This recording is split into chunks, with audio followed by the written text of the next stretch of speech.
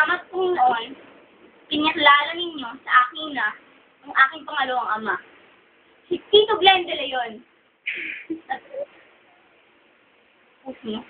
Kahigit na gumanap ng tungkulin ng aking tunay na ama.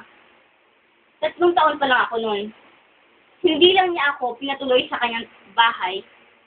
Kinupkup pa niya ako sa kanyang tahanan at ipinakilala sa kanyang buong pamilya. Sinama niya ako na bahagi ng kanyang buhay. Itinuring na tunay na anak. Ipinadama niya ang buong pagmamahal sa akin. Kahit na may 2 na akong kapatid sa kanya. Kailanman ay di ko namdaman na ibang tawak sa kanya at sa kanyang buong kamag-anak. Ibinibigay niya ang lahat ng aking pangangailangan, simula sa pagkain, gamit sa school, lalo na kapag may sakit ako.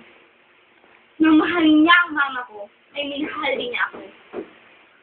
Tito Glenn, salamat po sa pagpapat ng tunay na pagmamahal at pagbibigay ng pag-asa.